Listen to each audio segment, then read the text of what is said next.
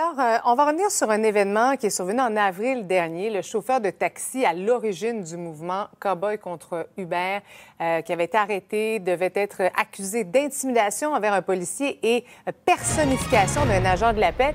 Mais Yves, les accusations n'ont jamais été finalement autorisées. Oui, absolument. Et ce qu'on apprend aujourd'hui, Marie-Christine, c'est que ce chauffeur de taxi, Hassan Katoua, a envoyé au cours des derniers jours une mise en demeure au service de police de la Ville de Montréal. Il réclame au SPVM 34 000 en dédommagement, dommages punitifs. Il faut remonter à avril dernier. Vous allez voir des images à l'écran tournées en fait fin mars. M. Katoua et des confrères qui avaient décidé de mener une petite opération. Ils avaient commandé une voiture d'UberX, avaient demandé au chauffeur de venir les rejoindre tout près de la rue de l'Inspecteur, là où il y a un poste de police. Et lorsque le conducteur d'UberX est arrivé, les chauffeurs, dont M.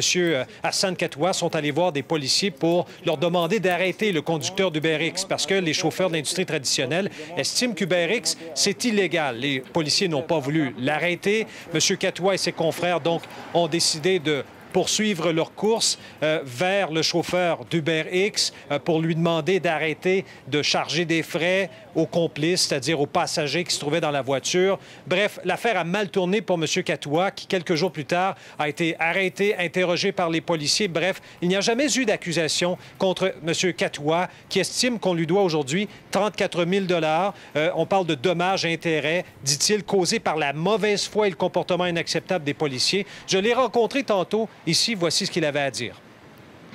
Un impact majeur sur ma vie sociale, familiale, beaucoup de stress. Je vois des médecins, je dors avec les pilules, je travaille presque pas là, juste assez pour payer mes loyers. J'étais humilié.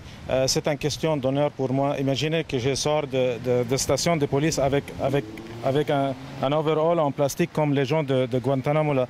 Vous savez, c'est pas juste ça. Ça, il faut régler ce problème là. Alors, on vous a fait porter ce qu'habituellement on fait porter aux criminels. Oui, il était capable de juste me dire allez, monsieur, chercher des vêtements ou envoyer quelqu'un de chercher mes vêtements. Ou bien, laissez-moi juste rentrer à la maison pour chercher mes vêtements. Mais humilier comme ça, pourquoi? Parce que je demande l'application de la loi. C'est injuste. Finalement, vous n'avez jamais été accusé après l'arrestation, M. Katoua, parce qu'on voulait vous accuser notamment de personnification d'un policier, parce que vous aussi, à l'époque, vous portiez le pantalon de camouflage comme les agents à Montréal. Toutes les accusations étaient retirées, mais après quoi? Après que moi, j'étais traité comme un criminel. On vient d'entendre Hassan Katoua, qu'on a baptisé Cowboy contre Uber. Donc, il a envoyé, je le rappelle, cette mise en demeure. Il réclame 34 000 au service de police de la Ville de Montréal. Au cas où le SPVM, dans l'éventualité où le SPVM ne répond pas à cette mise en demeure, M. Katoua menace maintenant de poursuivre le service de police. C'est une affaire à suivre. Parfait. Merci beaucoup, Yves. Merci à vous.